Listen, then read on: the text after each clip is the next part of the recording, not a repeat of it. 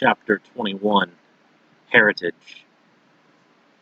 The world of Holovan lies far outside the reaches of the mortal worlds.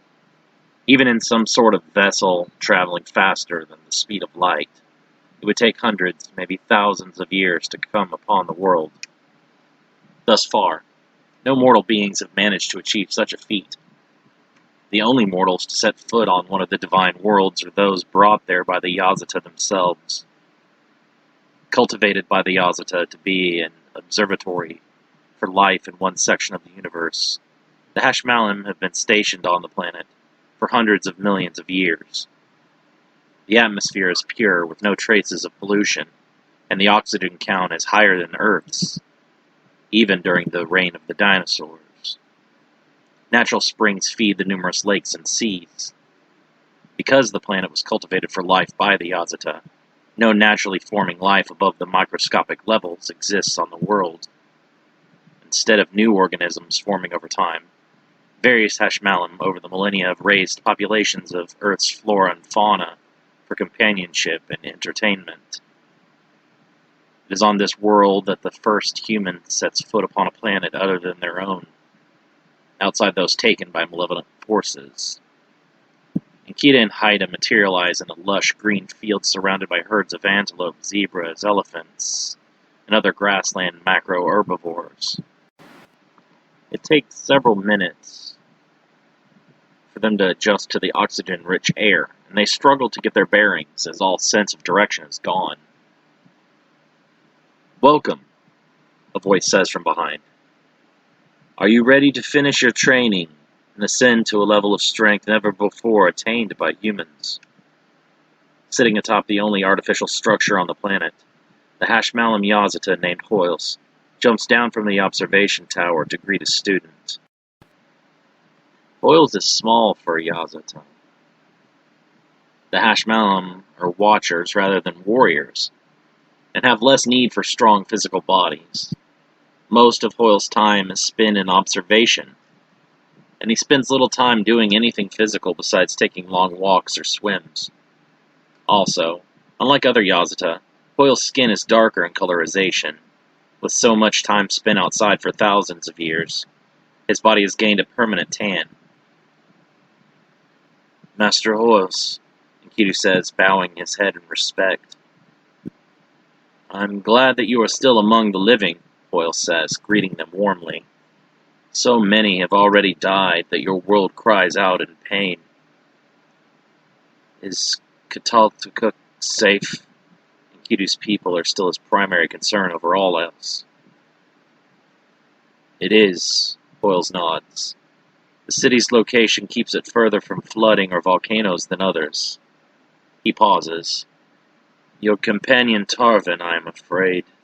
He was killed by the initial flooding of Dwarka." Enkidu curses, balling his fists. If only he had been able to keep Tarvin away from the temptations of Dwarka, he might have survived.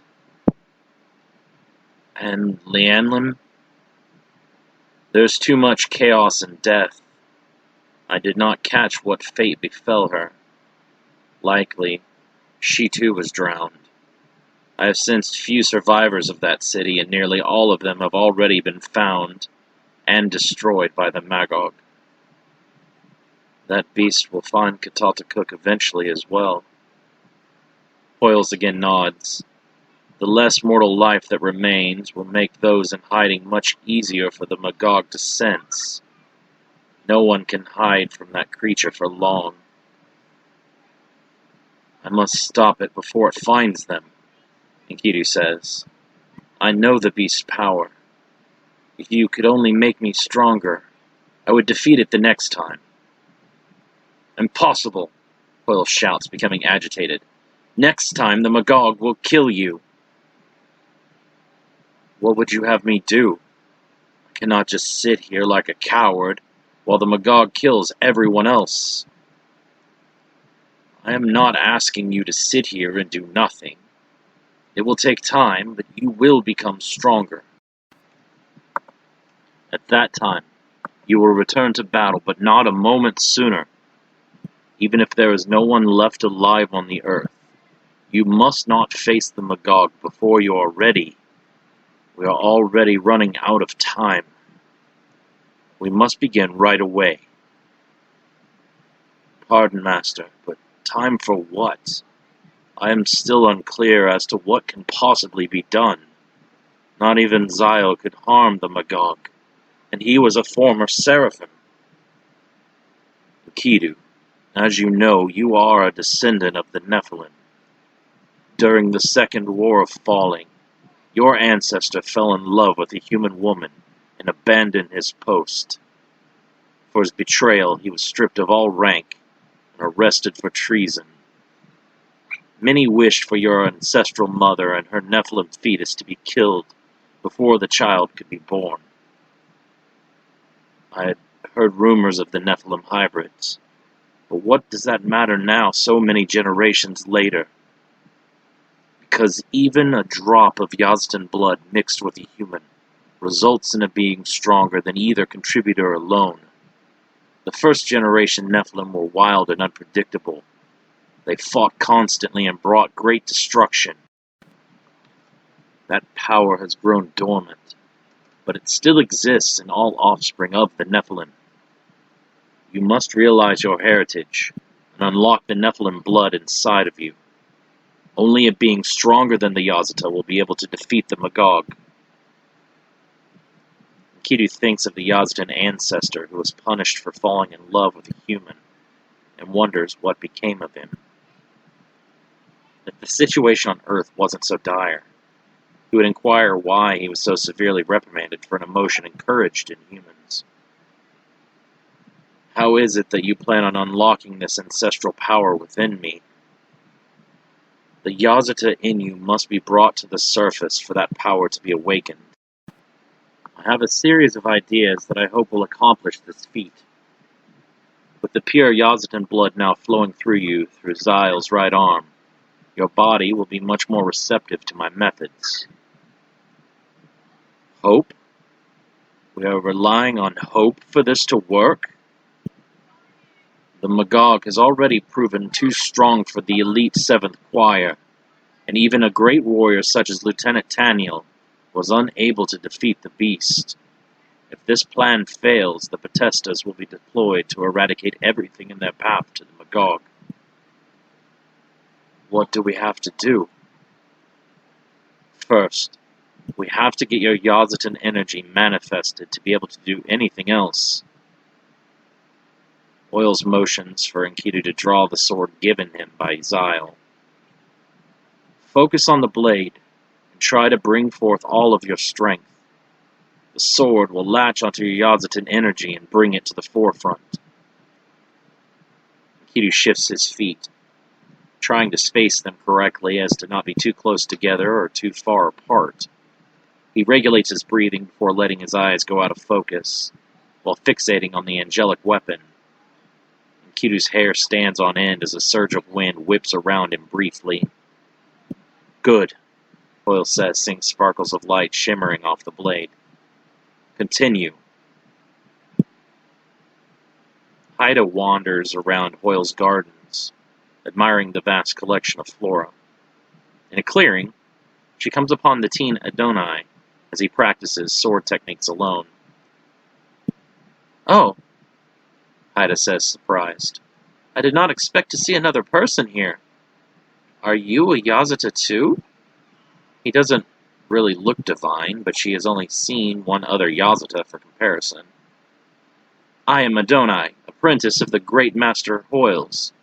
He trains me here on this world. You are the companion of Enkidu that Master Hoyles brought here. Haida wonders why the boy is so special that he gets to train on another planet, and how he knew of their arrival on the world. Do you live here? No, my village is in the land of Zenibia. It is a wild place with many untamed beasts and great forests. I know of it, though I have never traveled west of Dwarka. She has seen others from Zenibia and Dwarka, with their dark skin and hair, and ability to keep a youthful appearance for much longer. Their women are very popular for travelers with exotic tastes. But you stay here to train? Do you not long for your home? Adonai nods. I was at first overwhelmed. I had seen the stars in the sky every night, but never imagined they would be places one could visit. Each of the Hashmalim have their own world from which they observe different sections of the mortal realm. What is a Hashmalim? It's sort of like a social class and a job simultaneously. The Hashmalim are highly respected Yazata that act as watchers of mortal life and work to ensure their continued existence. Yet they choose to bring on mortal apprentices? Sometimes, Adonai shrugs. I was selected because of my rare bloodline. My 3 times great-grandfather was a Nephilim, offspring of human and Yazata. Master Hoyle sought me out and taught me about my heritage, and the great potential that it means. Adonai! Hoyle shouts from afar. The apprentice pauses his explanation at the summons. I must go. Enkidu seems agitated when Haida and Adonai arrive. This is my replacement? He is but a child. Adonai shows great potential, not unlike you at a similar age. Yet you did not bring me here to train a single day. Enkidu is insulted that the new student has been receiving more extensive training and jealous of his extra attention. You were needed in your village to protect it, after Sam was killed. Adonai's village has many brave warriors that can look after it while he is gone. Besides, your training has come largely from your first-hand combat experience. Young Adonai is quite green in battle. I cannot teach the boy that kind of experience. Give him some armor and send him with me to kill the Magog. If the boy has as much potential as you say, together we would surely win. Hoyle shakes his head. There is no human alive that can take on the Magog. Even 100 men as gifted as you could not prevail in a combined assault. What are you saying? Are we to accept the world as doomed? That the Magog cannot be stopped? Why have you brought me here if all is in vain? No created thing is fully beyond defeat, but is simply too far above you in strength. Even with your Yazdan energy unlocked, I fear you will still likely perish. The Magog may be vastly stronger than any of my greatest fears, but it is not invincible. I heard it with my Brahmastra, even if it was able to regenerate. Naive fool, Hoyle shouts. The Magog was not harmed. It was only inconvenienced by your attacks. Do not presume yourself so proud that you could do what the Yazata could not. You told me that it had been defeated twice before, Adonai interrupts. The Magog is infinitely stronger now. The methods that were previously utilized shall not again prevail. If we do not try, we cannot know for sure, Enkidu argues. He turns to Adonai. Are you ready to test your training against a real enemy? Adonai nods. We can defeat the Magog together. I know it. Hoyle's aura falls over the humans, smothering their movements and bearing down upon them with great pressure. You will go nowhere. The 2 of you must continue to train here, while my brethren handle the Magog. Can the other Yazda defeat it together? I thought you said that even they were not going to be strong enough. While it is small, the Archers stand the best chance at victory. Even that outcome, however, is not guaranteed. The Magog could still prove too strong for even our greatest champions. That seems too unbelievable, Enkidu scoffs. I know firsthand that the Magog is strong. The Archer must be 1,000 times more powerful than even that. One-on-one, not even the great heroes Mikhail or Uriel could best the Magog. With the support of their choirs, they might stand a small chance. pair of small rabbits run past, but a massive hawk swoops down, snatching one up in its talons. The rabbit screams as the hawk flies up into a tree and begins to tear into its flesh. No matter how safe one seems, the predator is always lying in wait. Life is violence and death. All beings consume and are in turn consumed. Enkidu realizes that mankind's true predator was born of their own sin. Please tell me more about the Magog. I must understand the beast completely if I am to uncover its weakness. Doyle shakes his head slowly, disappointed in Enkidu's stubborn nature. I have told you the Magog has no weaknesses. The creature is evil incarnate and exists as a perfect engine of death. God would not make something that could not be stopped, and therefore jeopardize all of his creation. No, the Magog must have a weakness. Doyle sighs loudly. The Magog has existed for millennia, since the first humans were created. In all of that time, the Magog has not evolved in any way. A creature created perfect in design has no need for an improvement. The Magog does what it was designed for without flaw. I cannot accept that, Enkidu growls. I will push this body as far as it can go and beyond until I am able to stand against the Magog as its equal, and then crush the beast with my own hands. Enkidu surrounds himself with a flashing blue glow, releasing all of his energy into his aura. The ground sinks beneath him several inches and trembles under his power.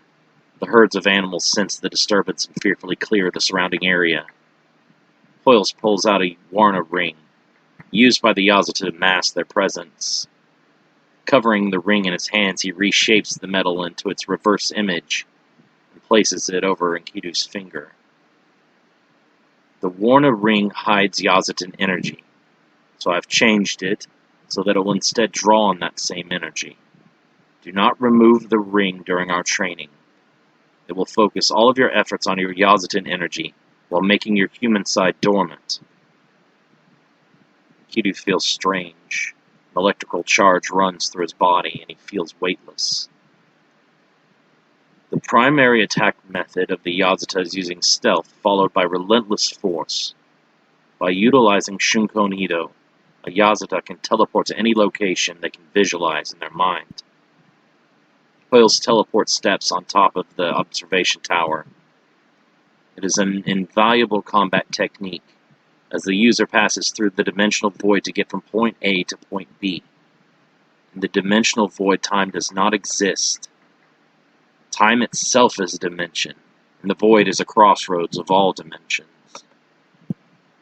Shunkon Ido can be used both offensively and defensively, and is powerful because no other beings except spirits can perform the technique. There are some who can phase from one dimension to the next, but only the Yazata can use Shunkon Ido to travel to any location or time via the dimensional void. When Yazata fought Yazata in the two great wars, how was Shunkon Ido not used to travel through the dimension of time to a point where the opposition did not even know the war would occur? That is very strategic thinking, Doyle says, impressed. We will need that kind of thinking against the Magog. But to answer your question, the Creator placed a guardian in the dimension of time, to make sure that it is never abused or affected in any way. Time travel is strictly prohibited by all beings, even the Yazata. The Guardian Janos is more powerful than any of the Yazata, and is an Aesir, or what you would call a demigod. A being of cosmic power, Janos cannot be influenced by dogma or political upheaval. He exists to maintain order and knows no other purpose. In his duties, he is unwavering. Are there other cosmic beings beyond the Yazata? Could any of them be petitioned for aid?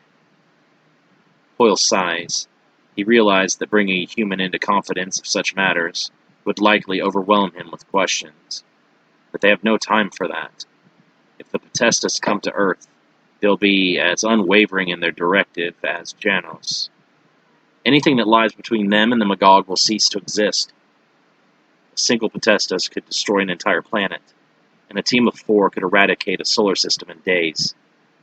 The Potestas do not think, they do not eat, drink, or sleep. Much like the Magog, they are purely task-centered on destruction. Powered by a core of hydrogen atoms, undergoing constant fission, a Potestas is little more than a walking star that can focus its power for controlled devastation. Yes, there are beings beyond us that control many aspects of existence. To these beings, however, the Magog destroying hundreds of planets such as yours would not even gain their attention, Doyle says. He pictures a terrifying female Aesir with many arms and blue skin. Her skin is slick with the blood of her victims, and she wears their skulls as trophies around her neck. Some are even more powerful and frightening than the Magog. We do not want to attract their attention to your world whatsoever. Is that possible? Enkidu whispers. A being stronger than the Magog? Doyle nods. The universe is far larger than you could ever imagine. Do not think that you humans are the only people God has made in His image.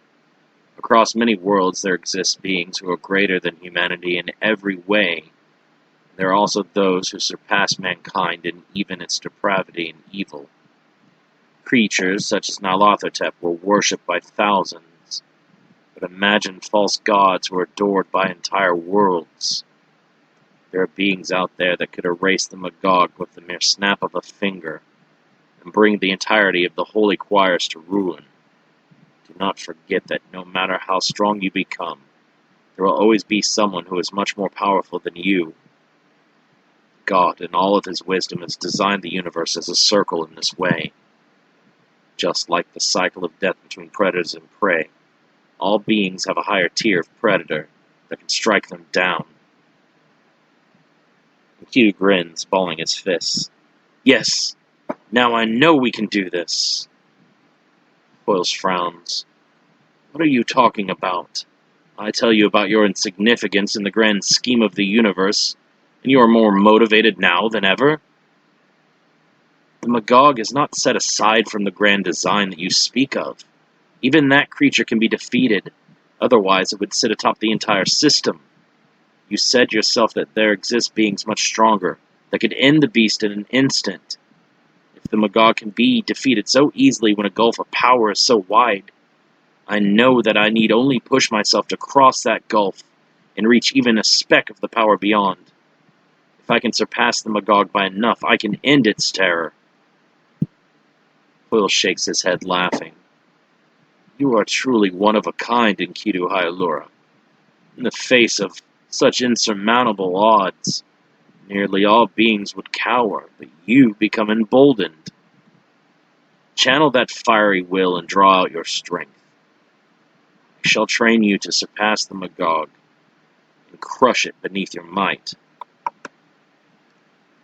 Drawing out his energy, Enkidu's right arm suddenly feels hot. Something is happening. The arm that Zyle grafted to you is reacting to the Yazatin energy within yourself that you are drawing out. That energy will grow too powerful if you do not regulate it. To master your power, you must strike a balance between human and Yazata. If one is stronger than the other, you will not gain the strength of them combined, to be no stronger than even a low-ranked Seraphim officer. Enkidu winces in pain, holding his arm. Steam rises from the appendage. I cannot. It burns. Swallow that pain and use it as motivation.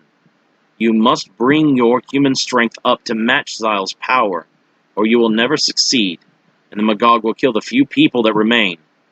Do you want that to happen? Do you want your entire species to go extinct because of your weakness? Enkidu screams, his left arm erupting in a brilliant blue flame. The energies of his arms begin to dance together, blending until his entire body is consumed by the combined glow. He blinks several times, feeling no pain.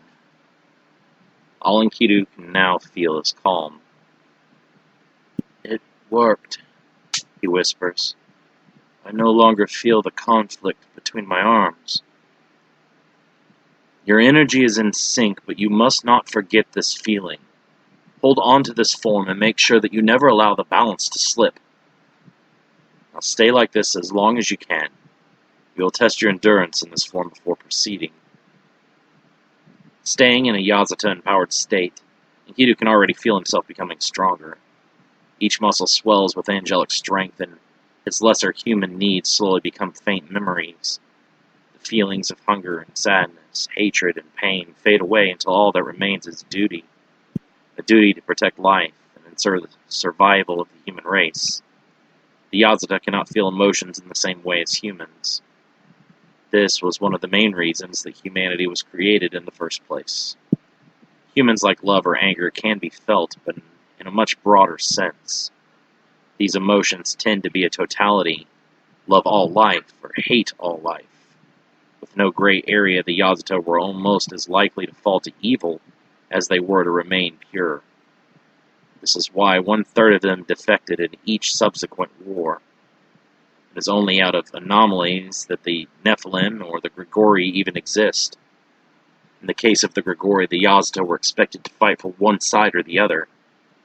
Yet there were those among them that did not wish to fight at all, and became the infamous deserters. Does this form feel more natural to you yet, or does it still feel strange and uncomfortable? Doyle asks. Enkidu looks down at the diamond sword, which now pulsates with a bright white light. His own hands glow with divine radiance, and his memories of Kataltakuk and Dwarka become hazy. I feel as if I am trapped within a dream. All that I know is unreachable, and a massive gulf separates me from my past.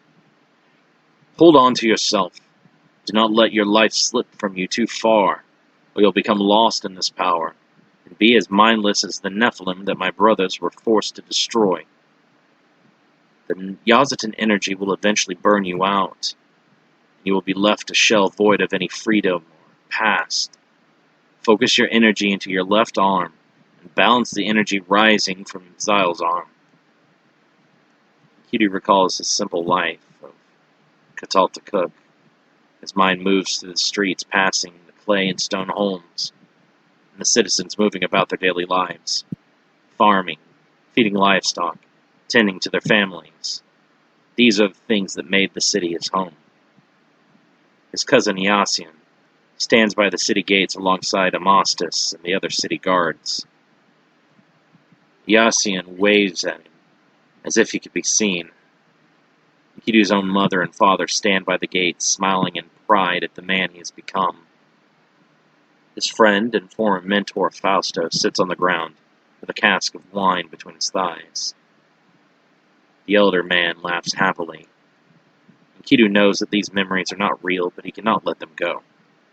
Holding on to these images of the people he cares about keeps his humanity anchored to his soul. Despite all of them being dead, these people represent all of what matters to him in Kataltakuk. Yassian's son, Galen, and the other children of the city run around playing, and something inside the warrior sparks. Spreading out like the fingers of a large fire, Enkidu feels a strange new power swelling within. The blossoming ancestral power, Enkidu experiences events that he should have no knowledge of. The blood within him carries the visions of his ancestors. Sprawling cities stretch out before him in areas that he knows only as desert and wasteland, leaving the man in awe. Along now dried-up basins, great rivers flowed with wild jungles surrounding them. He sees ancestors grow up, fall in love, raise their children, become grandparents, and finally join their own ancestors generation after generation. The scope of what it means to be a human imprints a single word upon him with a harsh undertone. Mortality. Like a butterfly, beautiful in all of its fragility. The human species is mortal. We live, we die, and time continues. The Magog would see to it that this endless cycle of death and rebirth would end in utter darkness. If the Magog succeeds, no future generations will come to experience their own triumphs and joys. The weight of all of mankind's future presses upon Enkidu, and he lifts it up, spreading out his own butterfly wings. Two glowing lights flash behind Enkidu, emerging from his back as his Yazatan energy creates the trademark aura wings that indicate their full power being released. His hair loses all color, as do his eyes and skin. Ghostly pale, Enkidu looks alien among the earth-like terrain all around him. "Excellent," Doyle says with relief. "That went much quicker than I'd feared. Am I ready to face the Magog now?" Enkidu asks, his voice raspy and weak. Energy escapes his mouth in vapor trails. Doyle laughs uncomfortably. "You have just now unlocked your Yazatan blood in Sarai form. At best, with your mixed heritage, you would be on par with a captain of one of the 13 choirs. To face the Magog, you will need to exceed the power of even the Sarim princes." Enkidu's heart sinks. How are we going to accomplish that? The training has not even started. Before we could begin, your body had to be ready. Now that it is in the correct form, we can do everything possible to strengthen both aspects of your spirit. Doyle weaves a series of intricate hand signs before phantom chains erupt from the ground and stab it into Enkidu's flesh. He screams as the chains hook into his humanity and restrain it. "We are going to first strengthen your fledgling Yazatan power. But to do this, your humanity side cannot interfere. Manifest the elemental forces as I have taught you in the past." While Enkidu never excelled in magic, part of his training with Doyle required a fundamental understanding of the processes and general spellcasting. Enkidu brings forth wisps of fire, wind, water, earth, and spirit. Using the element of binding, he ties the elements together into a single pulsating light. Your Brahmastra is going to be key in defeating the Magog. This move alone is why I've went to such lengths in placing my faith in you. Performing Brahmastra with your strengthened Yazatan energy awakened will amplify the attack hundreds of times over. The Magog is pure evil, and as such a spell that is devised to turn one's sin upon itself will be more effective on the Magog than any other opponent. Enkidu reshapes the ratios of the elements and transforms the energy into the skeleton of the Brahmastra technique. The more evil one is committed, the greater the power of the energy. A being made of manifested sin would be annihilated by an attack of this level. "The only problem lies with you," Doyle says flatly. "The Magog will have every advantage on you. He will be able to dodge your attack and kill you in the blink of an eye. How will I be able to correct that?" Doyle snaps his fingers, calling over Haida. She begins to ask what is going on, but he silences the young woman. "Time is short, and I cannot waste it bringing you up to speed. Enkidu, you will have a limited opportunity to perfect this technique, so I need you to give it everything you have." Doyle fashions clay from the earth and infuses it with the element of spirit to create a golem. "Miss Haida, this is very important. Are you repentant of your past transgressions, the murders and the debauchery? Do you seek the Creator's forgiveness for these acts?" "I do. I wish I could have found another way. Seeing that our sin has created the Magog, I wish that I could be given the opportunity to never have added anything to that beast's power." "Very well said." Doyle summons a calf which kneels before him. Placing his hand on the animal's forehead, he sends its spirit into the underworld, leaving a perfect and bloodless sacrifice. The Hashmalam instructs Haida to offer the calf to the Creator, and he causes it to burst into flames. As the burnt sin offering cooks, Haida feels a deep sense of relief. Doyle whispers a series of incantations that make the young woman begin to cough. "What is wrong with her?" Enkidu asks with alarm. Doyle silences him with a hand as Haida begins to cough up a black, tar-like substance. The blackness boils and pops, tendrils reaching back out for her legs. Haida leaps back, quickly avoiding the mass. Unable to return to the woman, the sin enters the golem, and Hoyles binds it within. This is your first test. Concentrate the Brahmastra and unleash it upon this sinful creation. If done properly, you will be able to completely eradicate all evil within this golem.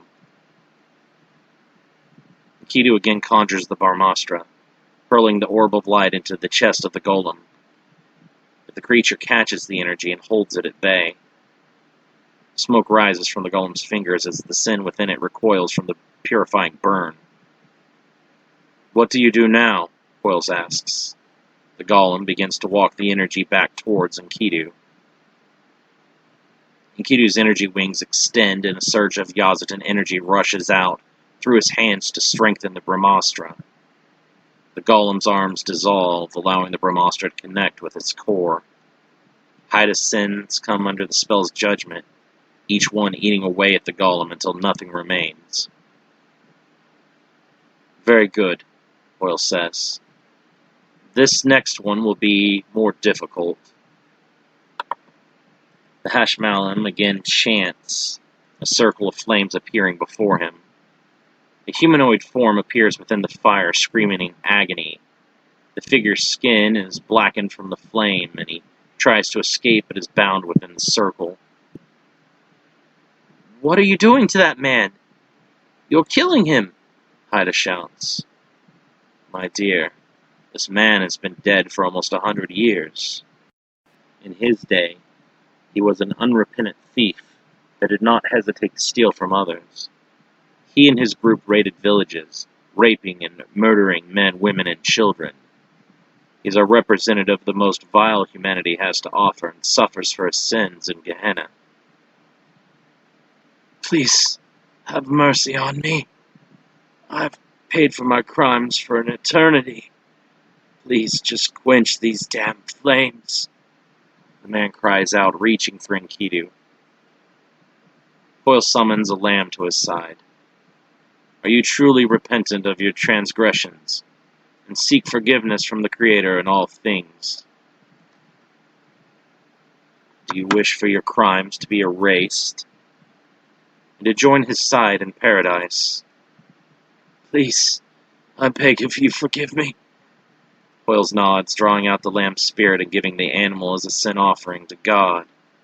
As the animal's body burns, Hoyles draws the man's sin out from the flames and gives it over to the newly conjured golem.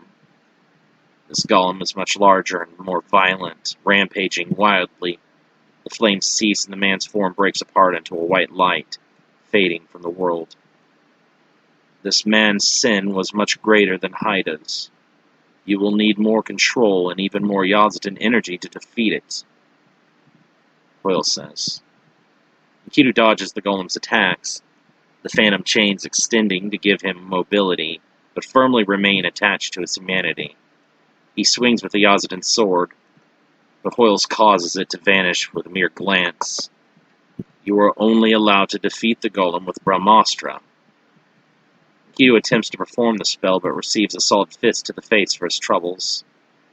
Blood runs down his nose, and he curses with frustration. Do not let anger or frustration enter your mind, or you will lose your ability to perform the spell. To effectively wield Brahmastra, you must remain righteous. The spell will turn against you if you attempt to cast it while filled with negativity. How do you know so much about an attack that I created? Enkidu asked, dodging another attack from the golem. You merely rediscovered this technique. I already knew of its existence from long ago. There's nothing new under the sun. The Creator made all things that exist and will ever exist at the beginning of time. Enkidu mutters something about useless philosophy, but is struck by another fist. Remain focused, Doyle shouts. Enkidu tries to dodge the golem's fist, but he is caught by the creature's larger range and sent bouncing off the ground. As the man climbs to his feet, the golem is already on him with another attack. Enkidu is rocked by the blow, blood exploding from his nose and mouth. Pivoting and trying to swallow the pain, Enkidu throws his own retaliatory punch. The bones in his hand shatter on impact with the golem's hard exterior. I told you, physical attacks will do nothing against these creatures without using the power of your Brahmastra.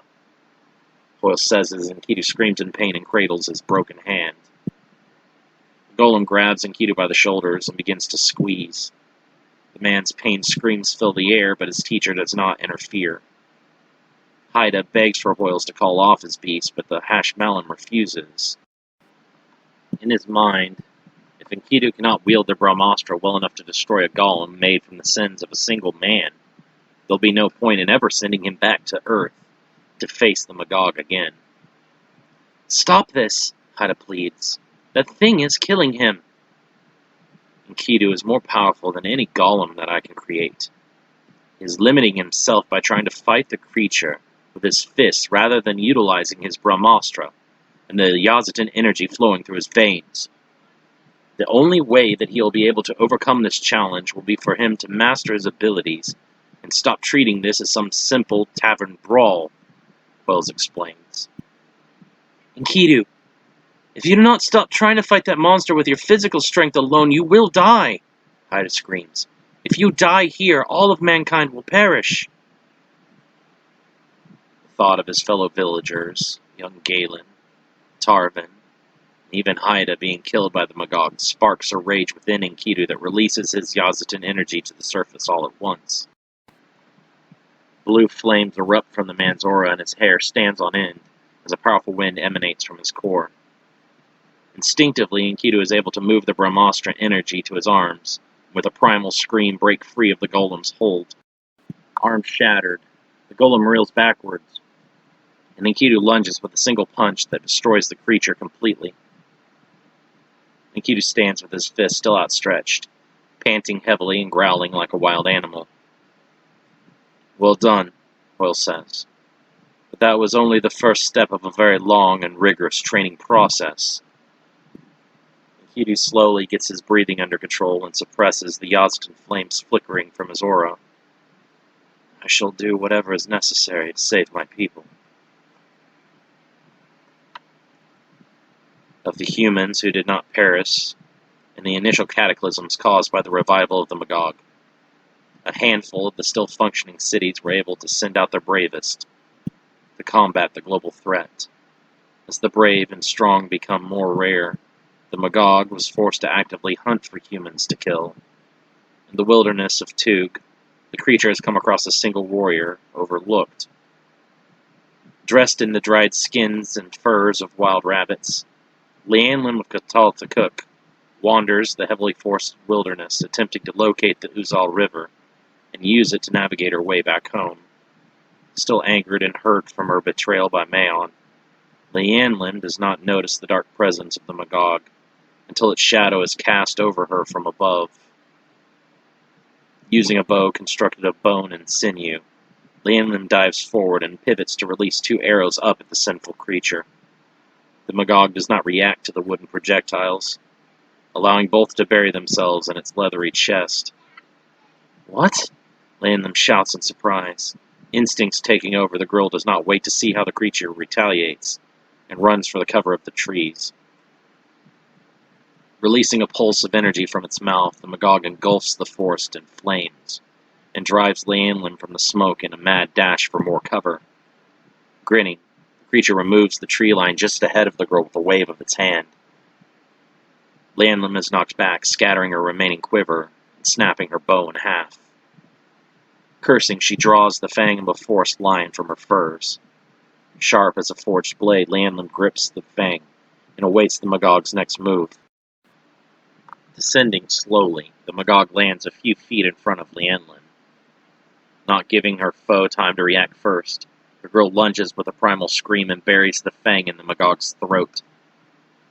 The creature blinks in surprise, but to Lianlin's horror, it does not shout out in pain or even bleed. "What the hell are you?" Lianlin whispers just before she is hit with the back of the Magog's hand. The blow is sharp and sudden, nearly driving the girl into immediate unconsciousness. Lianlin stumbles back to her feet, dropping to a knee as blood runs down her face. Waves of nausea wash over the girl, and she fights to keep herself from passing out as the darkness swells all around and weighs down upon her. The entire world spins and all sound ceases. I fought so hard to survive the demons, and I would not allow Maon or the elements or the beasts out here in the wilderness to kill me, Lanlin thinks, grinding her teeth together and trying to will herself to stand back up. I cannot die here. I cannot be killed by a creature that has just appeared out of nowhere here to torment me. She stands shakily, holding out her hands in front of her body in defense. The Magog's arm easily slips through Lanlin's defenses, snatching the girl by the throat and slamming her to the ground. Lanlin screams out in agony, her backbone shattering. She loses all feeling in her arms and legs as her spine bends violently. Darkness overtakes Lanlin's vision, and she no longer feels any pain. She no longer feels anything at all. Oh dear, Doyle whispers. That is very unfortunate. Enkidu looks up from his training, sweat dripping from his face in exertion. What is it, Master? Has the Magog attacked another city? The Magog has not relented in its destructive path. Your female companion somehow survived the end of Dwarka, only to become the creature's latest victim. Rage burns in Enkidu's eyes, and he loses the ability to perform the Brahmastra. The Magog has killed Lanlin? Well, she still has a faint spark of life remaining, but even she is no longer aware that it exists. Soon, she too will pass from this world like so many others. If she still lives, bring her here for healing. That girl has much potential. If I fail, I know of no one else more capable of replacing me. You ask a lot, Doyle says with a sigh. I've already breached my duties as a watcher by interfering in matters as much as I have. So saving the life of one more human should not increase your burden. Doyle again sighs. You oversimplify things, Enkidu. I risk being stripped of my title and being expelled from this world altogether. Yet it is the right thing to do, so I know that you will choose to save her. Grumbling, Doyle uses the divine power of the Yazata to remote Shunkonito Lianlim from the earth to his world of Holoven. The girl lies on the grass, motionless, her body completely decimated. Enkidu gasps in horror, barely able to recognize her. Hurry, before she is too far gone, Enkidu urges the Hashmalin. Using the magic of Dukon Helids at the Ahura level, Doyle kneels beside Lianlin and holds his hands over her chest. Light flows from the Yazata's fingers and over the girl as her body is slowly repaired. What? Lianlin whispers, opening her eyes. She blinks rapidly, slowly sitting up. Is this heaven? Doyle steps away to catch his breath. You're lucky to be alive, young one. I survived? How? That monster surely killed me. I'm sure of it. Lanlin looks around, confused. Enkidu? Where are we? We are on the world of the Yazata. Master Doyle saved you from the Magog. Enkidu replies. That thing, the Magog, what was it? I've never seen anything so terrible in my life. None of the demons terrified me so. The evils of Dwarka birthed that monstrosity, Enkidu explains. The Magog is the embodiment of sin, as mankind's punishment for their wickedness. Lanlin nods, closing her eyes. So this is the end, then? We've been judged and are being wiped away. No, Enkidu says firmly. We're not giving up. We will fight the Magog and send the creature back into the abyss. This shall not be the end of humanity. I wish I shared your optimism, Lanlin says. After being face to face with that creature, I do not see any way that we can prevail. Haida approaches, hearing the new voice. Who is this? Having been sitting beside a large fish pond watching the wildlife, she is surprised to see that another female has been brought to the world.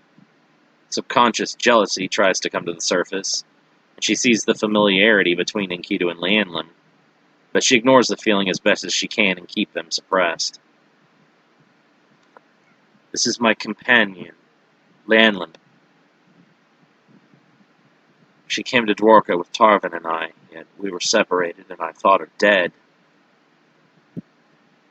Funny, Ida says with irritation in her voice. I only recall you ever mentioning the one companion.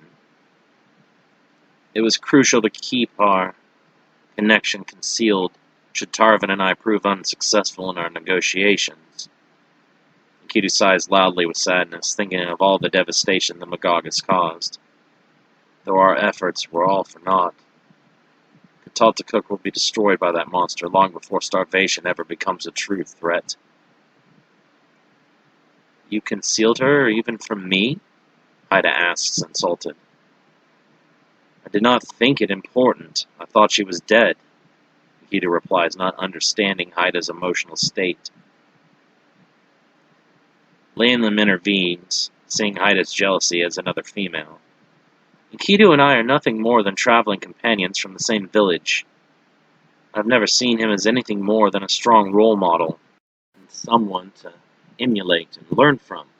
I do not have any romantic attachments to him, if that is what has you worried. Haida becomes embarrassed, surprised her emotions were able to get the best of her. I'm sorry. I did not mean to come across as hateful. It is a trying time for all of us, Hoyles interrupts. I think it best that Enkidu returns to his training. Haida nods. I can show... She pauses, not recalling the girl's name. Lianlim, the girl responds, not offended. I can show Lianlim around while you train, Haida finishes. Actually, Hoyle says, Enkidu has insinuated that Lianlim has the heart of a warrior within her. We are in short supply of warriors to wield against the Magog, so I thought that I would make preparations for her to be part of our backup strategy, along with Adonai. Me? Lianlim asks with shock. You wish to give me training as well? Can you handle it? Hoyles asks.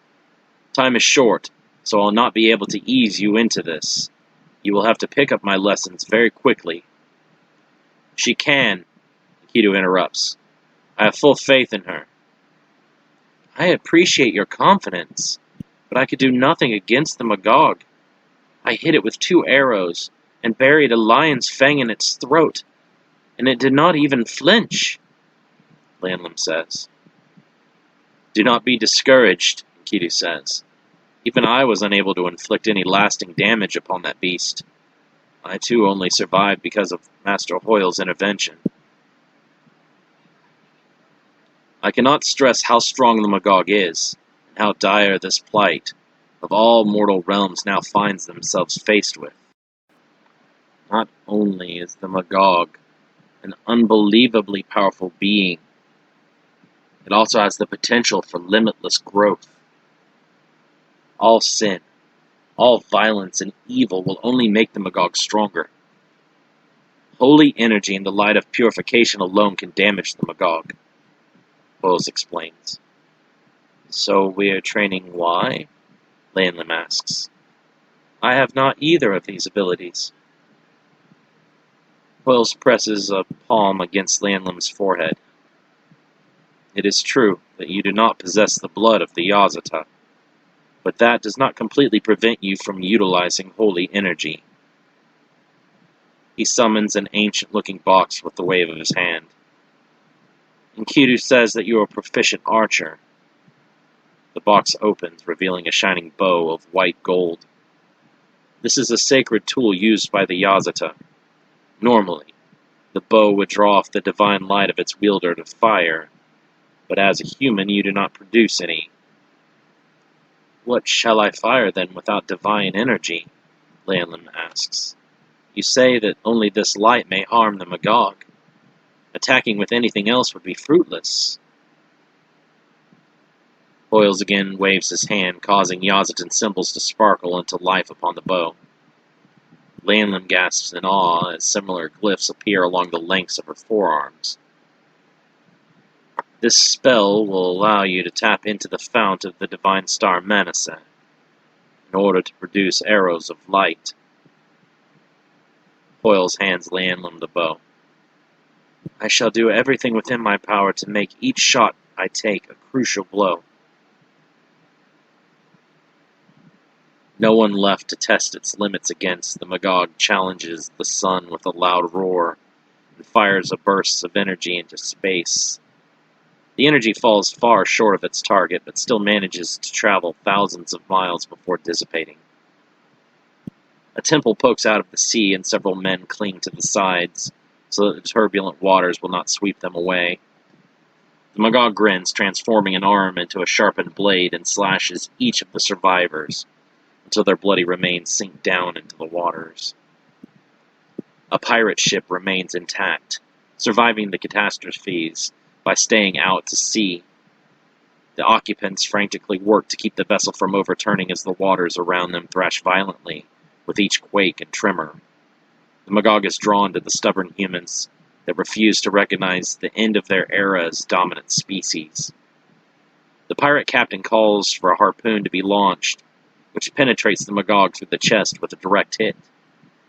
The pirates reel the harpoon back onto the deck of their ship, but the Magog breaks free and begins to tear through the men with ease. One by one, the pirates are killed until only the captain and two others remain. One of the remaining men draws a knife and moves towards the Magog, but the creature's speed is uncanny, and the man's head falls to the deck as it is severed in the blink of an eye. The Magog turns, blasting the other men into oblivion and reducing their ship to splinters. The more death and destruction the Magog causes, the more negative energy is released and able to be absorbed. The cyclical process of absorbing negative energy faster than it's expended is the key to how the Magog seems to continuously grow in strength. The longer the creature is loosed, the more difficult it becomes to defeat. Few humans remain in the area, most already killed by natural disasters and flooding. The people that are found, the Magog disposes with minimal effort.